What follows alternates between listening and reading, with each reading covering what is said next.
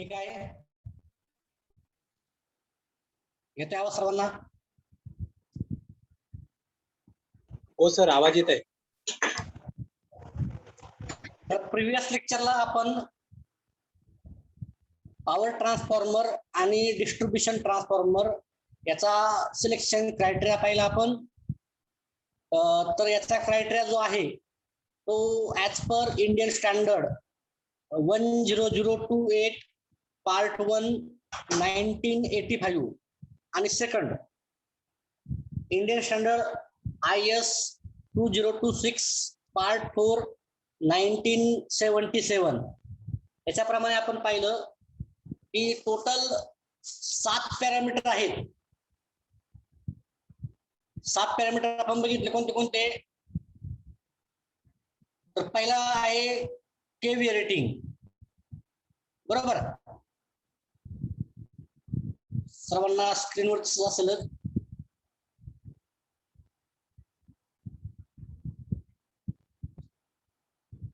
हे जे काही पॅरामीटर आहेत हे कॉमन आहेत. दुसरा बघितला आपण टॅपिंगचा. थर्ड आपण बघितला इम्पिडन्स,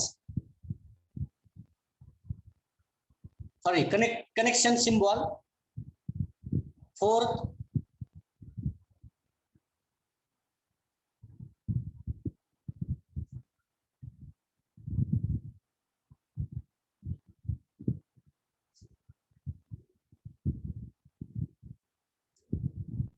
फोर्थ जो आहे तो इम्पिडन्स आहे. त्यानंतर जो काही फिफ्थ पॅरामीटर आहे टर्मिनेशन अरेंजमेंट.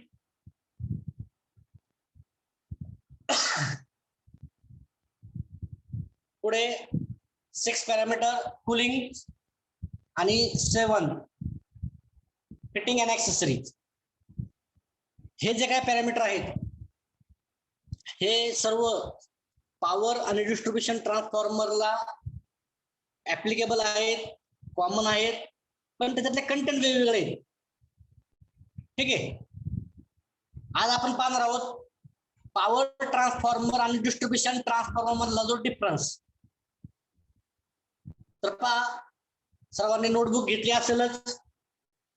डायरेक्ट 4 कॉलम करायचे. पहिला कॉलम आहे सिरियल नंबर, सेकंड आहे पॅरामीटर, थर्ड आहे पॉवर ट्रान्सफॉर्मर आणि फोर्थ आहे डिस्ट्रीब्युशन ट्रान्सफॉर्मर. तर पहिला पॅरामीटर पाहायचं यूज मध्ये याचं ऍप्लिकेशन कुठं होतं. पॉवर ट्रान्सफॉर्मर कुठं होतो नेहमी इन ट्रान्समिशन नेटवर्क, म्हणजे जनरेशन केल्यानंतर आपण ट्रान्समिशन करतो. तर त्या एंडला आपण काय करतो की पॉवर ट्रान्सफॉर्मर यूज करतो. त्यानंतर डिस्ट्रीब्युशन ट्रान्सफॉर्मर ज्या ठिकाणी ट्रान्समिशन संपतं आणि कंझ्युमरला म्हणजे लोडला आपण जो काही सप्लाय देतोय तर तो सप्लाय आपल्याला डिस्ट्रीब्युशन ट्रान्सफॉर्मर थ्रू द्यावा लागतो. म्हणजे पहिला झाला use. Second typical voltage. Power ट्रान्सफॉर्मरचं पहा, हे जे काय आहे जनरली हे आपण कन्सिडर करूया इनपुट आणि आउटपुट व्होल्टेज. तर पहा या ठिकाणी व्होल्टेजची रेंज आहे टिपिकल व्होल्टेजची 400 kV, 200 kV, 110 kV, 66 kV, 33 kV. तर हे ट्रान्समिशनचं व्होल्टेज आहे टिपिकल. डिस्ट्रीब्युशनचं पहा 11 kV, 6.6 kV, 3.3 kV, 440 व्होल्ट आणि 230 व्होल्ट. हे डिस्ट्रीब्युशन ट्रान्सफॉर्मरचं व्होल्टेज झालं. Power rating greater than 200 MVA, त्याला आपण काय म्हणतो पॉवर ट्रान्सफॉर्मर म्हणतो. और आपण पाहिलं होतं ज्या ट्रान्सफॉर्मरचं रेटिंग 1600 kVA पेक्षा जास्त असेल त्याला आपण काय म्हणतो पॉवर ट्रान्सफॉर्मर म्हणतो. आणि त्याच्यापेक्षा कमी असेल त्याला आपण डिस्ट्रीब्युशन ट्रान्सफॉर्मर म्हणतो. पहा म्हणजे या ठिकाणी आपण 200 MVA चा क्रायटेरिया धरूया, ज्याचं केव्हीए रेटिंग 200 MVA पेक्षा जास्त आहे तो पॉवर ट्रान्सफॉर्मर, ज्याचं 200 kVA पेक्षा कमी आहे, सॉरी 200 MVA पेक्षा तो डिस्ट्रीब्युशन ट्रान्सफॉर्मर. फोर्थ पॅरामीटर आहे साईजचा. तर काल मी दाखवलं होतं ट्रान्समिशनचं स्टेशनला जो काय पॅरलल ऑपरेशन, तर त्याची साईज जी आहे काय बिग आहे आणि डिस्ट्रीब्युशन ट्रान्सफॉर्मरची साईज कंपॅरेटिव्हली कशी आहे, स्मॉल आहे. आता पाचवा पॅरामीटर लोडचा. पॉवर ट्रान्सफॉर्मर हा नेहमी फुल लोडलाच ऑपरेट होतो पहा, तेव्हा त्याची इफिशियन्सी आपल्याला मॅक्झिमम मिळते. आणि कंडिशन फॉर मॅक्झिमम इफिशियन्सी काय आहे, copper losses is equal to iron losses, म्हणजे PCU is equal to PI. आणि ही कंडिशन फक्त फुल लोडला फुलफिल होऊ शकते पहा. आणि जे काय डिस्ट्रीब्युशन ट्रान्सफॉर्मर आहे हा इन अन एव्हरेज 50 to 70% काय होतोय की फुल लोडचे अपलोड होते. तर सर्वांना माहिती आहे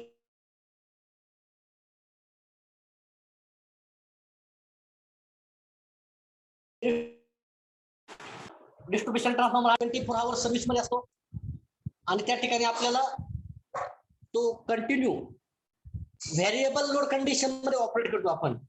म्हणजे मॉर्निंगला लोड थोडासा कमी असतो, डे पिरियड मध्ये थोडा जास्त असतो आणि नाईटला थोडासा कमी होतो पहा.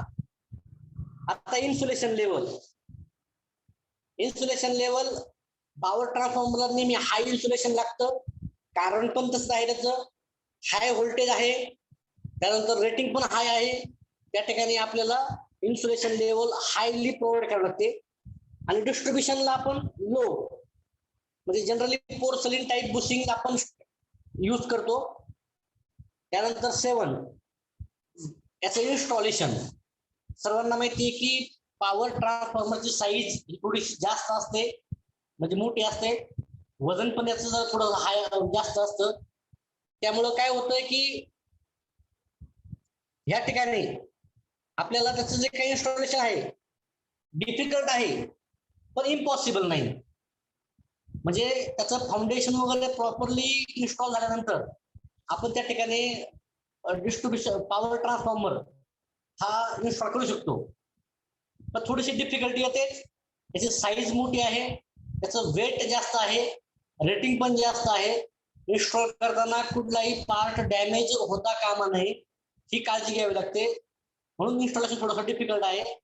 आणि डिस्ट्रीब्युशन ट्रान्सफॉर्मर आपण पाहतो की जनरली तो नेहमी कुठं होतोय की आपल्या प्रिमायसेस मध्ये आपण नेहमी तो थोडंसं डबल पोल माउंटेड स्ट्रक्चर आहे, म्हणजे आपण तो वरती पण नेऊ शकतो पहा लिफ्ट करून. सर्वांनी डीपी पाहिलेली आहे, जनरली डीपी नेहमी ही हाईटलाच असते, म्हणजे आपण ते काय करतो की त्या पोलवरती माउंट करतो. म्हणजे असं इन्स्टॉलेशन जे आहे थोडंसं इझी आहे.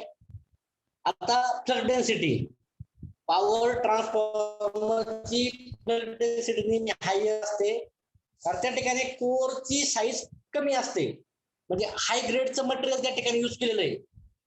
As compare to power transformer, distribution ट्रान्सफॉर्मरची जी काय फ्लक्स डेन्सिटी आहे म्हणजे बीचं युनिट काय आहे, कोण सांगेल? फ्लक्स डेन्सिटीचं युनिट, फ्लक्स डेन्सिटीचं युनिट कोण सांगेल? वेबर आहे सर, वेबर. ते फ्लक्सचं युनिट आहे बघा, flux density weber per metre square. और त्याचं दुसरं नाव काय?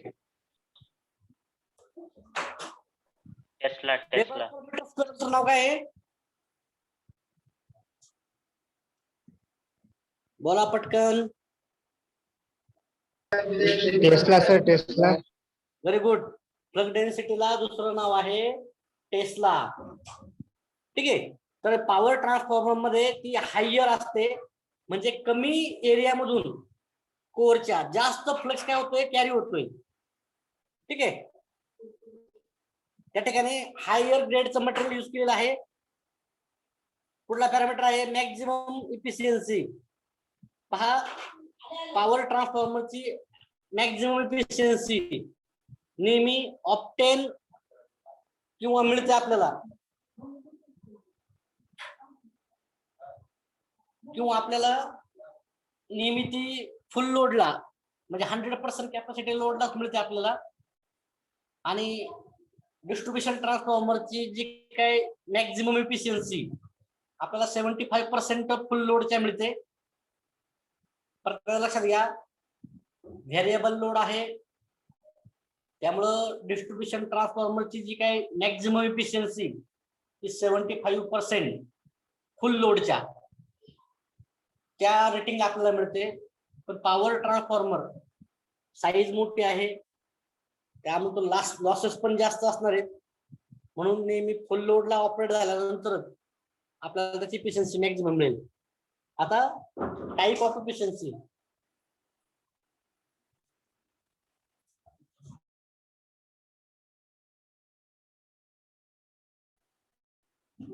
टाइप ऑफ इफिशियन्सी सर्वांना माहिती आहे. पॉवर ट्रान्सफॉर्मरची इफिशियन्सी मी पॉवर इफिशियन्सी मध्ये कन्सिडर करतो, आणि डिस्ट्रीब्युशन ट्रान्सफॉर्मरची जी काय आहे ऑल डी इफिशियन्सी आहे 11 टर्न्स रेशो. पॉवर ट्रान्सफॉर्मर हा नेहमी स्टेप अप ट्रान्सफॉर्मर असतो पहा, म्हणजे त्या ठिकाणी व्होल्टेज लेवल वाढवले जाते.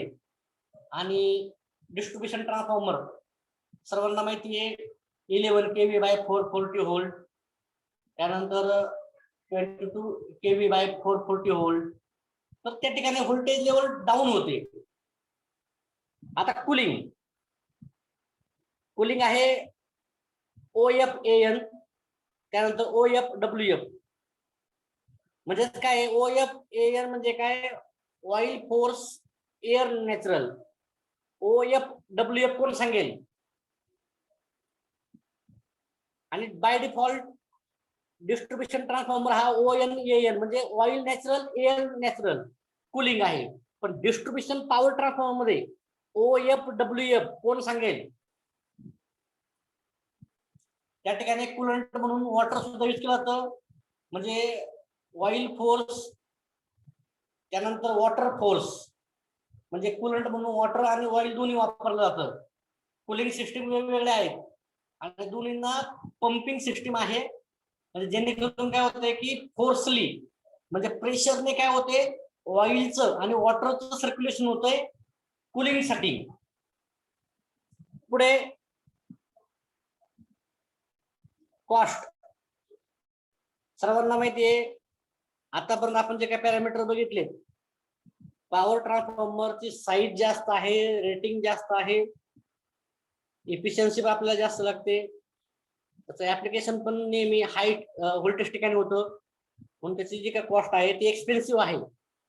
आणि डिस्ट्रीब्युशन ट्रान्सफॉर्मर कसं आहे, लेस एक्सपेन्सिव्ह आहे. कॉस्ट दोन्हीची आहे पण अफोर्डेबल ही डिस्ट्रीब्युशन ट्रान्सफॉर्मरची आहे.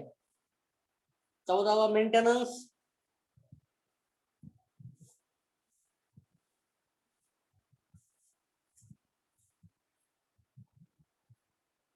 पॉवर ट्रान्सफॉर्मरला लेस फ्रिक्वेंट मेंटेनन्स रिक्वायर्ड, म्हणजे क्वचित मेंटेनन्स लागतोय. आणि ह्या ठिकाणी जो काय आहे डिस्ट्रीब्युशन ट्रान्सफॉर्मर त्याला टाइम टू टाइम मेंटेनन्स हा गरजेचा आहे, म्हणजे more frequent maintenance required. Protection system power transformer आहे, त्यामुळे थोडस जरा फरक पडतो जरा. आता टेक्निकल स्पेसिफिकेशन पहा, सर्वात महत्वाचं आहे technical specification of distribution transformer as per Indian standard 1180 part 1 1989. आपण डिस्ट्रीब्युशन ट्रान्सफॉर्मर कोणाला म्हणणार, बरोबर? तर पहा याचं याचं रेटिंग आहे 11 kV बाय 440 व्होल्ट. मग मला सांगा काय ह्या ठिकाणी प्रायमरीचं व्होल्टेज किती आणि सेकंडरीचं व्होल्टेज किती, कोण सांगेल? बोला. प्रायमरी 11 kV प्रायमरीच असतं 11 सर, kV प्रायमरी आणि 440 सेकंडरी. बरं, त्याच्यामध्ये हाय व्होल्टेज वाइंडिंग कोणती आहे आणि लो व्होल्टेज वाइंडिंग कोणती आहे? 11 kV high voltage winding, 440 volt 11 low kV. voltage winding. Very good. सर्वांनी समजून घ्या. पॅरामीटर आणि 11 केव्ही लाईनच्या डिस्ट्रीब्युशनला आपण इन्स्टॉल करतो. सिस्टीम व्होल्टेज पहा HV आता सांगितलंय 11 केव्ही टू किती 12 केव्ही. थोडासा आपण टॉलरन्स धरूया. रेटेड व्होल्टेज LV 433 टू 433 म्हणजे हे सांगितलेलं आहे स्टँडर्ड प्रमाणे. आपण पाहिलं होतं की डिस्ट्रीब्युशन ट्रान्सफॉर्मरचं सेकंडरीचं म्हणजे LVचं व्होल्टेज 433 आहे. Frequency 50 hurt. कनेक्शन पहा. हाय व्होल्टेज साईडला डेल्टा, लो व्होल्टेज साईडला स्टार. याचा व्हेक्टर ग्रुप कसा दाखवून आपण प्रायमरीचे जे पॅरामीटर आहे ते कॅपिटल मध्ये, प्रायमरी डेल्टा मध्ये म्हणून कॅपिटल D, सेकंडरी स्टार मध्ये म्हणजे स्मॉल YN आणि काय केलंय इक्वल टू 11 कारण इनपुट काय याचं 11 केव्ही आहे आणि कुलिंग ON म्हणजे ऑइल नॅचरल एअर नॅचरल. आता सर्वांनी जे काय डिस्ट्रीब्युशन ट्रान्सफॉर्मर आहे त्याची नेम प्लेट सर्वांनी सर्च करा आणि त्याचं जे काय टेक्निकल स्पेसिफिकेशन आहे ते पण नोटबुक मध्ये लिहून घ्या. आज तुम्हाला होमवर्क आहे डिस्ट्रीब्युशन ट्रान्सफॉर्मरचं टेक्निकल स्पेसिफिकेशन सर्च करायचंय आणि नोटबुक मध्ये लिहून घ्यायचंय. पण जनरली ह्या गोष्टी तुम्हाला माहिती असणं गरजेचं आहे.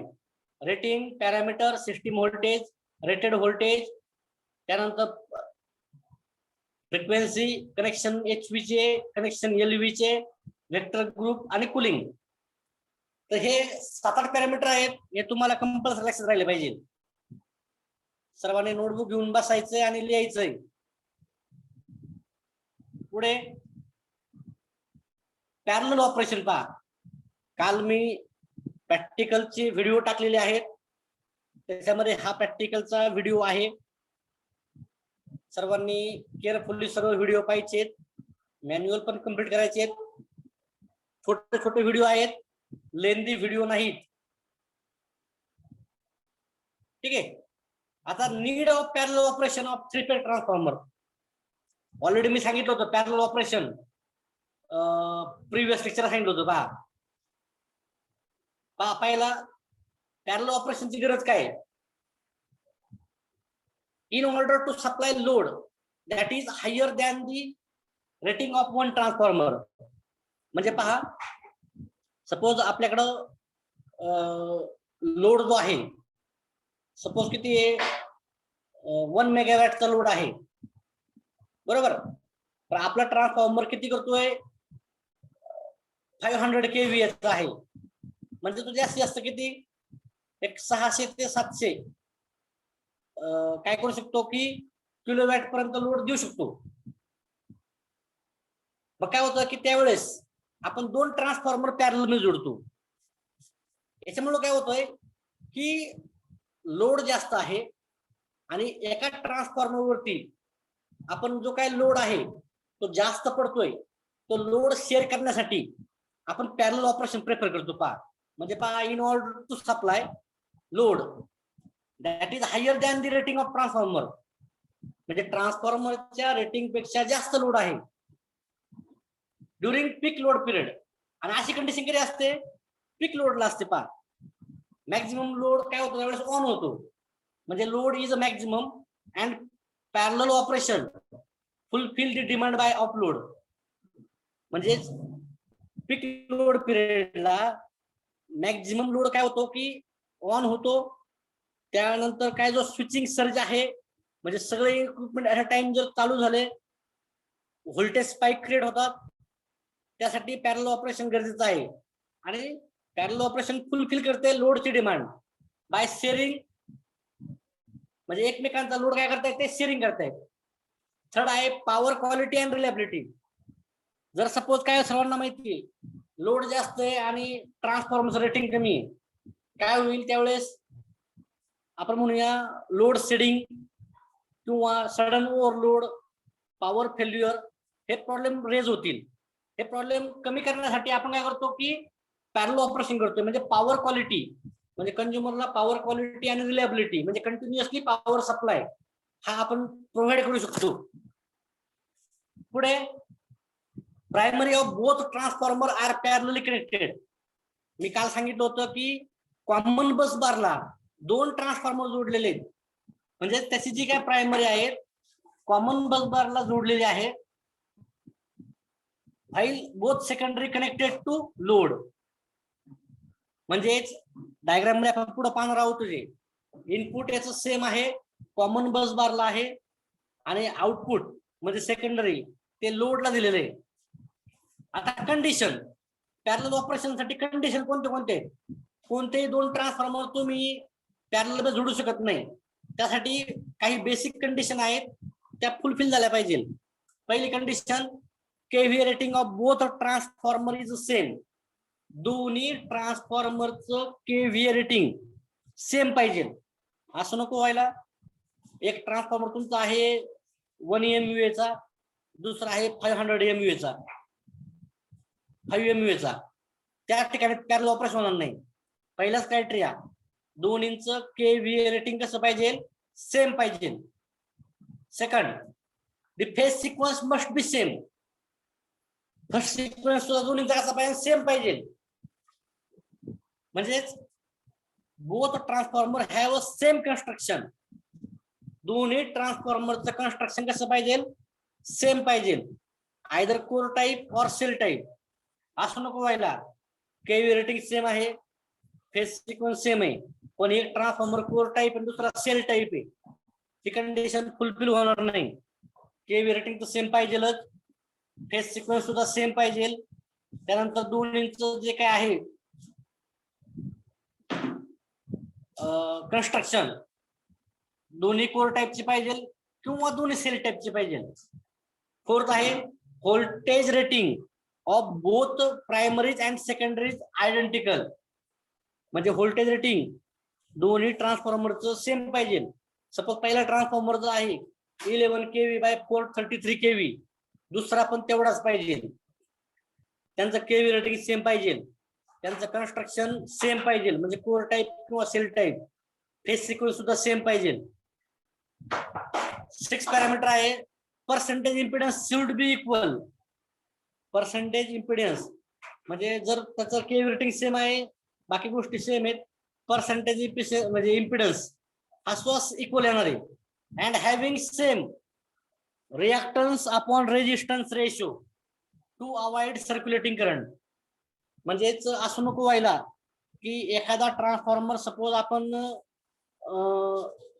लोड फुलफिल करतोय, तर त्यावेळेस दुसरा ट्रान्सफॉर्मर आपण ऑफ ठेवलाय, तर त्यावेळेस काय होतंय की करंट हा रिटर्न जाऊ शकतो सेकंड ट्रान्सफॉर्मरला. सर्वांनी हा कन्सेप्ट समजून घ्या. मी पुन्हा एकदा सांगतोय पहा, सर्क्युलेटिंग करंट म्हणजे काय तर एकदा पहा सर्वांनी.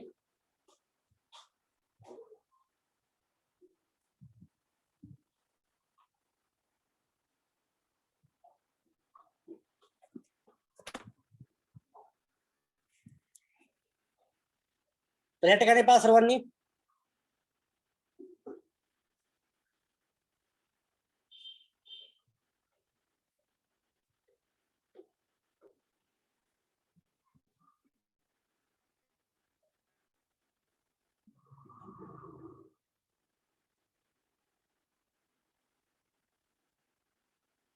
पहा कॉमन बस बार आहे, हा ट्रान्सफॉर्मर 1 आहे, हा ट्रान्सफॉर्मर 2 आहे, T1 आणि T2. ठीक आहे.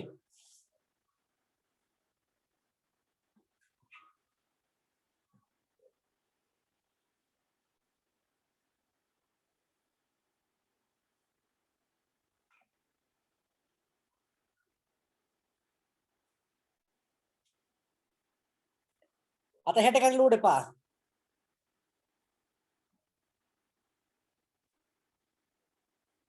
म्हणजे याला लोडला आपण सप्लाय दिलेला आहे, याचा पण सप्लाय आलेला आहे. म्हणजे ज्या वेळेस हा ऑफ असेल म्हणजे आउट ऑफ सर्व्हिस असेल त्यावेळेस करंट इकडून येणार पहा, हा करंट इकडून नाही गेला पाहिजे, याला म्हणतो आपण सर्क्युलेटिंग करंट. हा कशावर डिपेंड असतो नेहमी एक्स अपॉन आर म्हणजे रिॲक्टन्स अपॉन रेजिस्टन्स याच्यावर डिपेंड असतो पहा.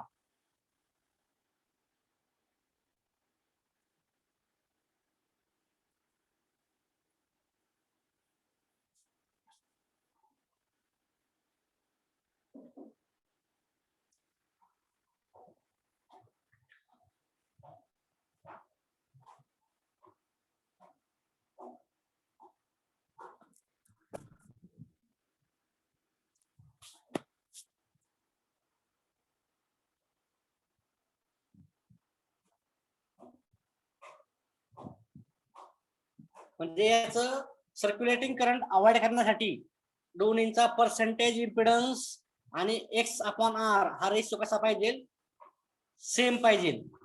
पुढे नेक्स्ट पाहूया आपण transformer winding should be connected properly as far as a polarity is concern. पोलॅरिटीचं पुढे आहे प्रॅक्टिकल पण आहे आपल्याला. पोलॅरिटी म्हणजे काय की सप्लाय अप्रोप्रिएटली द्यायचं आहे, पुढं कनेक्शन मिसमॅच करायचं नाही.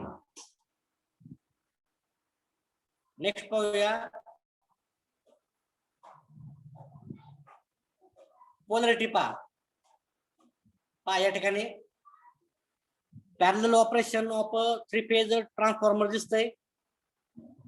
कॉमन बस बार आहे RYB ABC प्रायमरी वाइंडिंग आहे, स्मॉल ABC सेकंडरी वाइंडिंग आहे.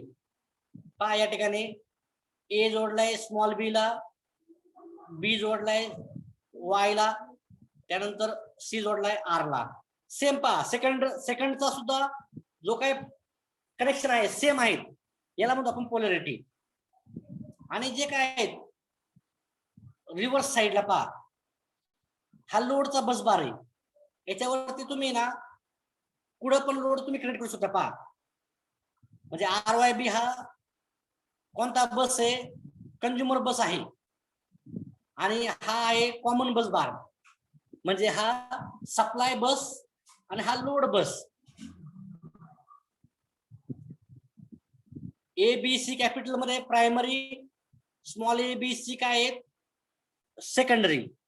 ट्रान्सफॉर्मर T1 म्हणजे पहिला ट्रान्सफॉर्मर, दोन्हींचा दुसरा ट्रान्सफॉर्मर T2. आता ह्या ठिकाणी सर्वांनी लक्ष द्या की आपण हे पॅरलल मध्ये जोडलेत. कंडिशन माहिती सर्वांना, या दोन्हींचं केव्हीए रेटिंग सेम पाहिजे, या दोन्हींचं कन्स्ट्रक्शन सेम पाहिजे, या दोन्हींचा फेज सिक्वेन्स सेम पाहिजे, यांचा percentage impedance X upon R ratio सुद्धा सेम पाहिजे. म्हणजे ह्या ज्या कोणत्या कंडिशन आहेत मॅच झाल्या पाहिजे. आणि पहा या ठिकाणी जो काय आहे व्होल्ट मीटर V1 आणि V2 सिरीज मध्ये जोडलेला आहे. आता याचं कारण काय आहे ते पुढे पाहूया आपण.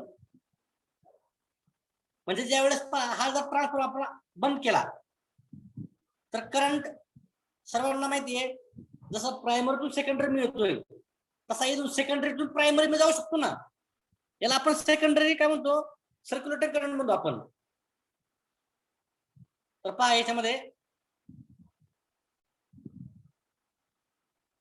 पहिला parameter T1 and T2 are two identical transformer म्हणजे हे दोन कसे आहेत आयडेंटिकल ट्रान्सफॉर्मर आहेत.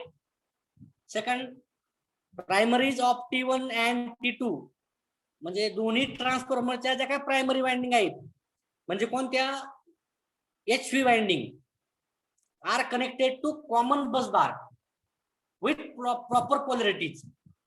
म्हणजे ए आपण कशाला जोडलेला आहे लक्षात येईल या ठिकाणी.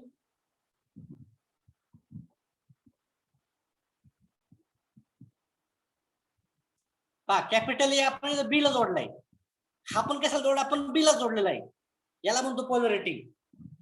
ए या ठिकाणी आपण आर ला पण जोडू शकतो, वाय ला पण जोडू शकतो, पण पहिल्याचे कनेक्शन जसे आहेत सेम दुसऱ्याचे पण पाहिजे, याला म्हणतो आपण पोलॅरिटी.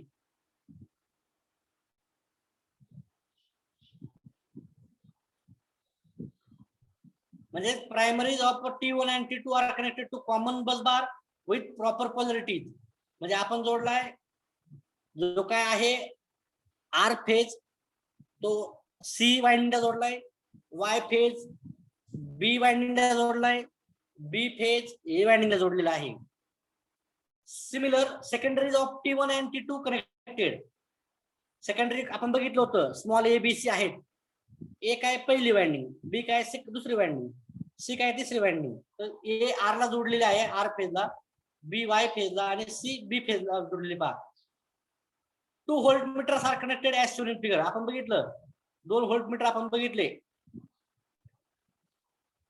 हे व्होल्टमीटर आपण जोडलेले V1 आणि V2 कशासाठी जोडलेले आहेत ते समजून घ्या. सिरीज मध्ये आहेत. V1 is connected between B Y फेजचा आणि V2 is connected to C B फेजचा.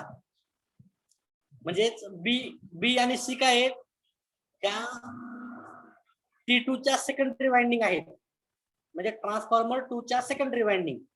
पण बी हा त्या ठिकाणी आपण वाय फेजला सिरीज मध्ये जोडलेला आहे आणि हा बी फेजच्या. If voltmeter indicates zero reading, दोन्ही व्होल्टमीटरने जर झिरो रिडिंग दाखवलं तर त्या ठिकाणी आपण म्हणतोय की पोलॅरिटी सेम आहे, पोलॅरिटी करेक्ट आहे. कारण सर्वांना माहिती बस बार कुठं आहे, ट्रान्सफॉर्मर कुठं असेल, हाईट किती असेल तुम्ही पाहता सबस्टेशनला किंवा ट्रान्समिशन सेंटरला. त्या ठिकाणी फिजिबल नसतं. प्रत्येक ठिकाणी तुम्ही जाऊन लक्ष देऊन पाहू शकत नाही. त्यासाठी व्होल्टमीटरने आपण व्हेरीफाय करतो.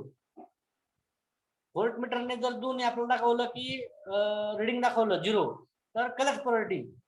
जर व्होल्टमीटरने आपल्याला डबल किंवा ट्वाइस रिडिंग दाखवलं तर त्या ठिकाणी समजायचे आपली पोलॅरिटी रॉंग आहे. समजून घ्या. 0 रिडिंग दाखवलं तर पोलॅरिटी करेक्ट आहे. आणि जर आपल्याला डबल रिडिंग मिळालं, ट्वाइस रिडिंग मिळालं तर पोलॅरिटी कशी आहे, रॉंग आहे. आणि दोन्ही व्होल्टमीटरने 0 रिडिंग दाखवलं तर ती कशी असेल, पोलॅरिटी ऍक्युरेट असेल. पहा याच्यावर प्रॅक्टिकल आहे, काल मी टाकलेलं आहे. पहा सर्वांनी नीट बघा. 0 reading in voltmeter shows correct phase sequence as well as correct polarity.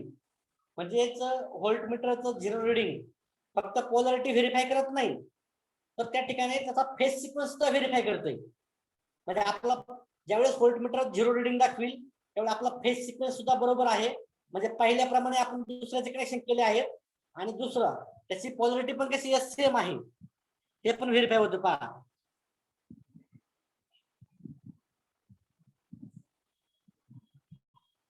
मला वाटतं या ठिकाणी आपण थांबूया. नेक्स्ट लेक्चर आपण पाहूया पोलॅरिटी टेस्ट IS 2026-1962. ही 3 फेज ट्रान्सफॉर्मरला आहे आणि ही सिंगल फेज ट्रान्सफॉर्मरला आहे. पहा 3 फेज सप्लायची बघा ABCN म्हणजे आपला हा इनपुट साइड पहा LV आणि HV सर्वांनी पाहून घ्या. HV साइड आहे, ABCN कॅपिटल मध्ये दाखवलेले आहेत. म्हणजे सप्लाय हा खालच्या साईडने दिलेला आहे, आउटपुट वरच्या साईडने. आणि जे काही कॅपिटल लेटर आहेत ते प्रायमरीचे आहेत आणि स्मॉल लेटर आहेत ते सेकंडरीचे आहेत. सेम सिंगल फेज सप्लायला पहा A1 A2 प्रायमरी आहे, स्मॉल A1 A2 सेकंडरी आहे. तर उद्या आपण पोलॅरिटी टेस्ट पाहूया ऍज पर IS 2026. या ठिकाणी आपण मला वाटतं थांबवावं. डाऊट असतील तर विचारू शकता.